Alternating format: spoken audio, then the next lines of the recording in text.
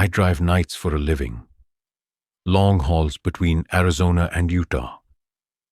I'm used to open roads, radio static, and the occasional deer crossing. But what happened last spring still plays in my head every time I see an unmarked exit sign. It was a little after midnight, somewhere near the Arizona-Utah border. My GPS had been glitching for the past hour, freezing and rerouting every few minutes. I didn't think much of it. Service drops out there all the time.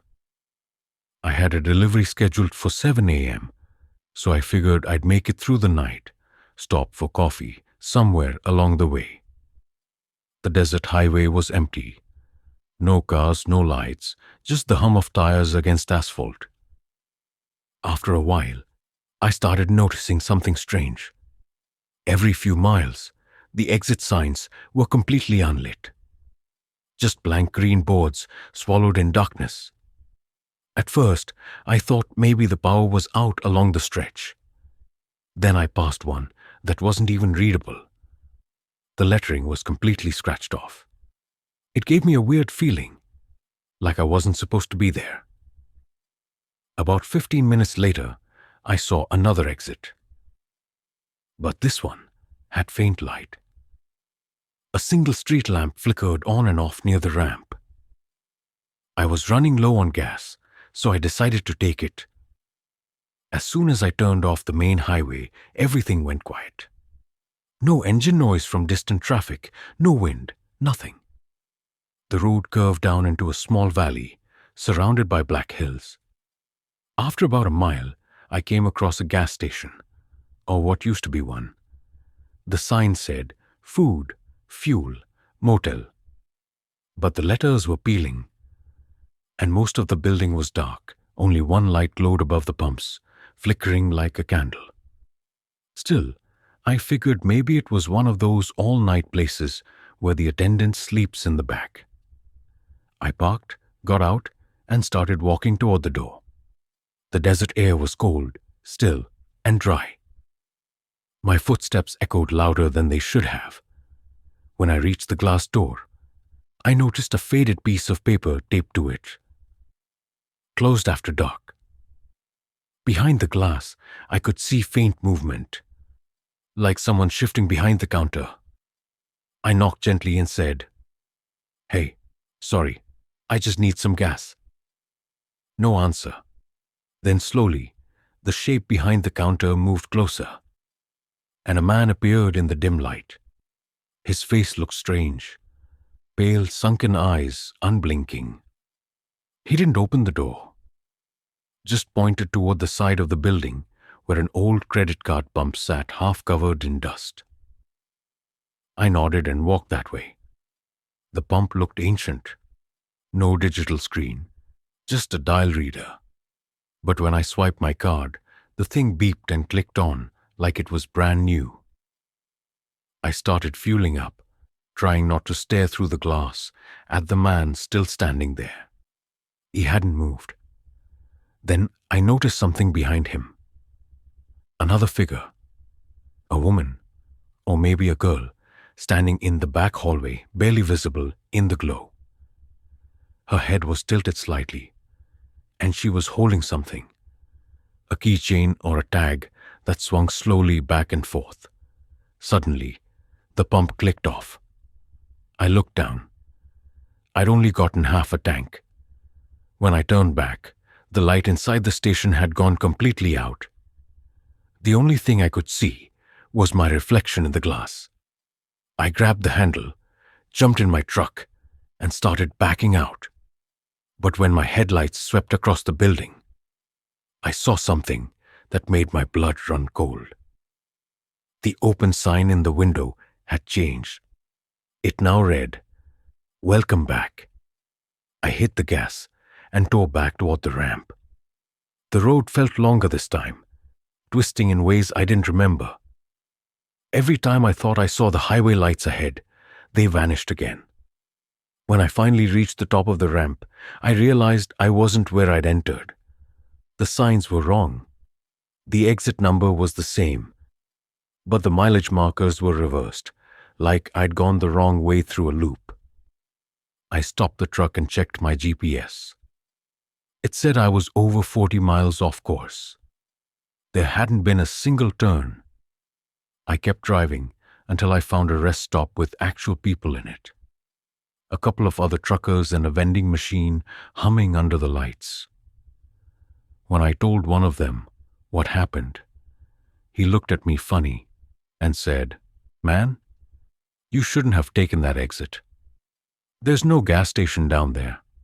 That place burned down back in the 90s, killed the owner and his wife." I didn't say anything, just stared at my truck window, where the condensation from my breath had fogged up. There was something written in it. 3 words. "Welcome back. I've been driving long haul since 2015. You see a lot out there. Wrecks, weird people, lights you can't explain. But this one night, around the Colorado-Wyoming border, I saw something that still doesn't make sense. It was a little after 11 p.m., early winter. Snow hadn't hit yet, but the wind coming off the plains was brutal. I was hauling produce northbound on E25, not much traffic, just that endless stretch of black highway broken by reflectors and the occasional semi-passing in the opposite lane. About an hour outside Fort Collins, I saw a figure walking along the center divide. Not on the shoulder, right between the 2 sides of the highway, in the grassy strip. At first, I thought it was a hitchhiker who got lost. But there was something strange about the way he moved. He wasn't walking toward traffic. He was facing it. Every few steps, he'd stop and stare straight into the headlights of oncoming cars, then take a few slow steps backward, like he wanted to see who was behind the wheel. I slowed down, trying to make sense of it. Most truckers don't stop for pedestrians that far out. It's too dangerous. But something about this guy made me uneasy. As I passed him, my headlights caught his face for just a second. It was off. His skin looked gray, like he'd been out in the cold too long, and his eyes were wide open, but unfocused. He was wearing a dark jacket, but no gloves, no hat, just his hands hanging stiff at his sides. A mile or two later, curiosity got the better of me. I radioed a couple of other truckers on CB to see if anyone else had seen him. One guy who said he was a few miles ahead of me replied, "Yeah, we've been seeing him for years." He said it like it wasn't even a question. I asked, "What do you mean years?" There was a pause, then, "That stretch you're on? They call it the divide. People say a driver died out there, walked for help after a wreck and never made it. Now he's just walking back." The channel went quiet after that. I laughed a little to myself. The kind of nervous laugh you do when you don't believe something but want to. Still, I couldn't shake the image of that man's face. About 10 minutes later, I glanced in my side mirror, and my stomach dropped. Someone was walking along the shoulder behind my trailer. I swear, it looked like the same guy. Gray jacket, stiff gait, arms hanging straight down. But that wasn't possible. I'd been doing 60 the whole time. I leaned forward, trying to see better through the mirrors, but the motion blur from the lights made it hard to focus. When I looked again, he was gone. The next rest stop wasn't for another 15 miles, so I just kept driving, heart pounding, eyes flicking between the mirrors and the road. Eventually, I convinced myself it had to be a trick of the light, maybe a shadow cast from a passing car. But then I started hearing something. Faint at first, like tapping, metal on metal. It was coming from the back of my trailer. I turned off the radio and listened. Tap, tap, tap, like someone lightly knocking from the outside.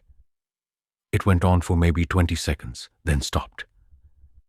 I pulled over on the shoulder, put my flashes on, and climbed out to check. Cold air hit me immediately, bitter and sharp. I walked to the back, flashlight in hand. Nothing. Just empty highway, stretching both directions, no cars, no footprints. I even checked under the trailer. Nothing but gravel and dry grass. I got back in and started driving again, trying to convince myself I was tired. But a few minutes later, something caught my eye. Movement ahead, on the shoulder. The same man, same jacket, same stiff dragging step.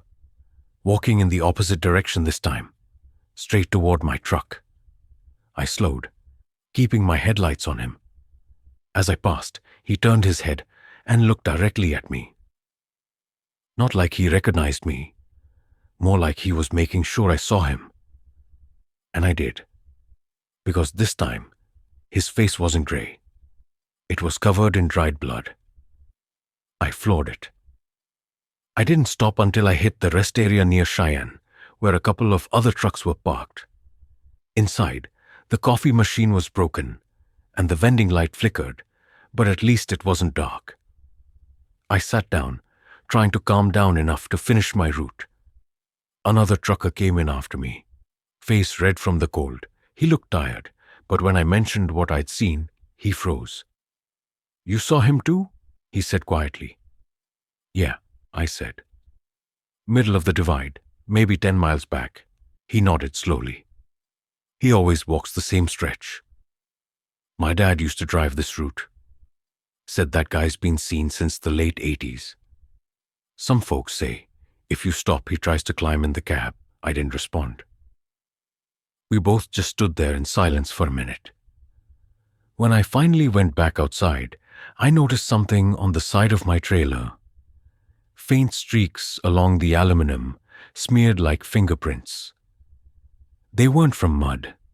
They were dark, almost black. I grabbed a napkin and wiped one spot. It came away red. That was enough for me. I finished my delivery at sunrise and took the long way home. Never drove that stretch again. Sometimes, when I'm driving late at night and the highway's completely empty, I glance at the median, just in case, and more than once, I could swear I've seen a man walking against the headlights. Slow, deliberate, waiting for someone to notice.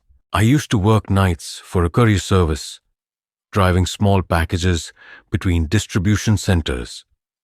It wasn't glamorous, but it paid well and kept me on the road. Something I actually enjoyed. This happened about 3 years ago on a drive from Oklahoma City to Amarillo, a stretch of mostly empty highway, flat plains, and almost no cell signal for miles. The weather forecast said light rain. What I got instead was a storm that seemed to appear out of nowhere.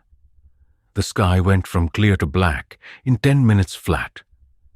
Wind started pushing against the van so hard I had to grip the wheel just to stay straight. Around midnight, I spotted a sign. "Last stop fuel and diner. 1 mile." I didn't even hesitate. My tank was half full, but I needed a break from that storm. The gas station looked old. Flickering lights, one of the letters missing from the sign. The diner beside it was dark except for a neon open in the window. Rain came down in sheets as I pulled in under the awning and parked. Inside, the diner was almost empty. There was one waitress, older, wearing a faded pink uniform, and a man sitting in the far booth by the window. He didn't look up when I came in. The waitress smiled politely. "Coffee?" "Yeah," I said, shaking water off my jacket. She poured a cup and slid it across the counter. The coffee was lukewarm, but I didn't care. After a minute, I asked, "That guy out there been here long?" She gave a quick glance toward the window booth. "Oh, him? He comes and goes, sits for a while, then walks out into the rain." "Walks?" I said. "In this weather?" She just shrugged. He never drives. That was strange enough, but what bothered me was that every time the lightning flashed, the man didn't move. Not even a flinch. He just sat there, staring at the parking lot as if he was waiting for someone. When I finished my coffee, I decided to use the restroom before heading out. It was in the back, near the kitchen. I walked past the employees' only door and saw the same man again. Except this time, he wasn't in his booth. He was standing by my van. Just standing there, in the downpour, facing the windshield. I froze, half thinking he might have followed me outside, but then realized the door hadn't opened. I would have heard the bell. I hurried back to the front. "Hey," I said to the waitress, "that guy's outside by my van." She looked up confused. "What guy?" I turned to point. The booth was empty. No coat, no mug, nothing. Just a puddle of water where he'd been sitting. That was my cue to leave. I stepped outside, shielding my face from the rain, and jogged toward the van. The man was gone. But as soon as I opened the driver's door, I noticed something on the seat. A wet footprint. It was mine. It was small, almost child-sized, and it was on the inside. I jumped in, slammed the door, and locked it. Then I sat there, heart hammering, waiting for the rain to ease up enough to see clearly. After a minute, the lightning flashed again, and I saw him. He was standing behind the diner window now, inside. Same spot where I'd been sitting. He was facing me. I threw the van in gear and sped out of there, tires kicking up water, my wipers barely keeping up. After about 10 minutes, I realized I'd left my coffee on the counter. Didn't matter. I just wanted to get home. The rain didn't let up. If anything, it got worse.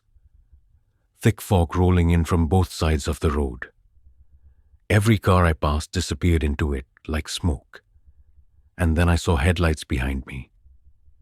At first I thought it was a truck, but the lights were too high, almost at roof level. They stayed perfectly aligned behind me, no matter how fast I went. I tried slowing down. They slowed too, speeding up.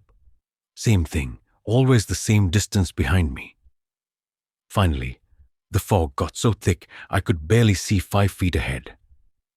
I decided to pull over near a rest area sign I spotted through the haze. When I stopped, I looked back. No headlights, just empty gray. Not even tire tracks. I got out and took a breath, trying to calm down. That's when I heard it. Faint, almost drowned out by the rain. A tapping sound. It was coming from the back of the van. At first I thought it was just water hitting metal, but it was too rhythmic. 3 slow taps. Pause. Then 3 more. I crept around to the back doors and listened. The sound stopped. I stood there, soaked and shivering, not wanting to open them, but knowing I had to. I pulled the latch and swung one door open. Nothing.